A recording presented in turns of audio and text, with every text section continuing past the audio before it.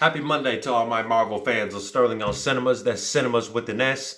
And today on the Marvel Monday series, I'll be giving you my review on Ghost Rider, Spirit of Vengeance. Spirit of Vengeance. Before I begin, if you are new to this video, if this is your first time seeing this attractive face, don't forget to follow me on Instagram, subscribe on YouTube, and click that bell to keep up to date with all things SOS, and most importantly, watch it from beginning to end.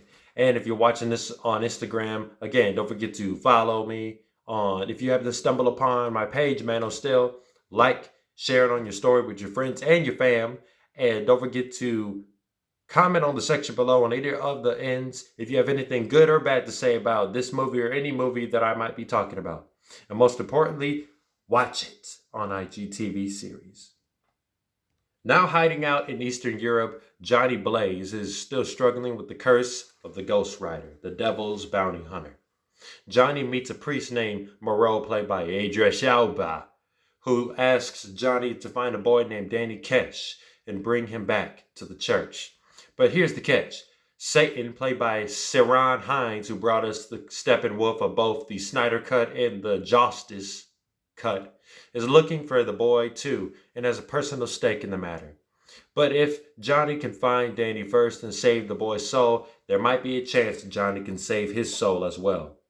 So here's my take on the story. Ghost Rider, Spirit of Vengeance, has a tone that I did not expect it to have or even possess. It makes more sense to have a Ghost Rider sequel that feels more intense and horrific when it is written by David S. Goyer, who wrote all three of the Blade films. Now, if you've seen my review on each and all of the Blade films, which I hope you have, my criticism was that it feels more horrific. It feels too horrific to feel like a Marvel movie. Although this is an advantage, it can be a disadvantage. It's an advantage because this aspect helps the Blade character be depicted correctly on that screen in those pictures, but also it feels too off topic from the superhero genre. But unlike the first movie, Spirit of Vengeance does not keep me attached like that all the way through. I get really lost and disconnected from the movie with the dry scenes outside of the action, and the visuals are indeed eye-popping and exhilarating. The story structure of this sequel feels too far-fetched for a first-time viewer, aside from the exposition of Johnny Blaze's origin that led him to become a Ghost Rider, which is a great thing to always have in sequels for all my aspiring writers out there. If you want to go into the film industry and write when you write a sequel, you always want to make sure you at least keep the audience up to date on everything that's going on. Especially if it's a big budget franchise like a Marvel franchise.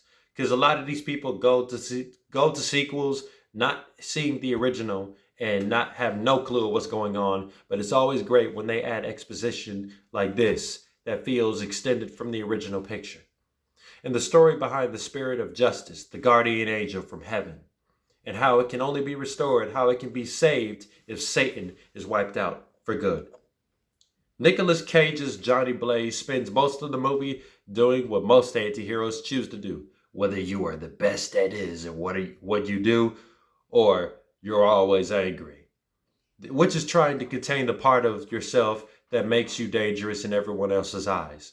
Cage's acting as a dismantled victim of the Ghost Rider curse feels fittingly morbid, even at times cringeworthy, but this does not drive the movie.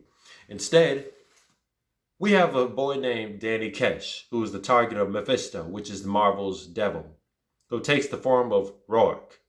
The inclusion of the character of Danny Cage was such a casual reference to the comics, as he was the second person to take up the Ghost Rider moniker, and actually the first and I believe only Ghost Rider to drive a hot rod instead of a motorcycle and possess the most vicious ability of them all. The penance stare.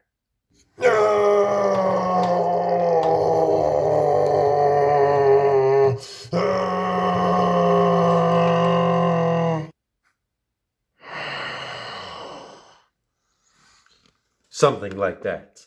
You get the idea of how disturbing the penance stare could be. The mother of Danny Cage does not add much significance to the movie, but she feels just as much of a victim to this danger like Johnny does. I mean, Danny does. Excuse me. Danny, Johnny, who else? However, Danny really comes into play after Johnny Blaze briefly gets his curse extracted of him, briefly gets the Ghost Rider character, the Ghost Rider side of him deprived, and then comes back more powerful than ever to not only come out in the daytime, but to possess blue fire. That's what I'm talking about. That's the power behind the spirit of vengeance. And gets put in a state that he was not in before. I am not sure how well Idris Elba's Moreau plays into the plot, but the conversation between him and Johnny Blaze definitely changes the way we see this character. It has changed. Like if you saw the movie, you know that we learned Johnny Blaze's decision to give his soul up to the devil wasn't one that was motivated out of saving his father, because his father actually, in the comics, he actually accepted his cancer, his diagnosis of cancer. But in the movie, he also accepted his diagnosis of cancer too. But in the movie, Johnny did it for selfish reasons. We have no idea why, and we probably never will. Rotten Tomatoes gives it an 18% score, with 18% of critics recommending it, while the others don't. I would not call Ghost Rider Spirit of Vengeance as solid as the original, obviously, but it certainly owns the fiery and explosive action that you come to expect from the Ghost Rider character. So I would give it a little less than what I gave Ghost Rider. I believe I gave it a C. So I give it a C- with 7.3 SOs out of 10. But that is my review on Ghost Rider 2. Y'all can let me know what y'all think about this underrated sequel in the comments below. I'm not saying that it's not bad, but it definitely could have been better. But y'all can let me know what y'all think of it in the comments below. And before I begin, I can tell you guys why y'all have not heard of me in weeks. You know, the week after I did my last couple of reviews, my voice got shut out, meaning I couldn't talk for a week. And then a week later, came back. But I was tired. I just had to give it a rest. I wanted to give my voice a rest a little while longer. So I did this for y'all so that I could come back and speak to y'all about the movies that I love, that I have seen a bunch of times, that I've only seen once, and many, many more down the line.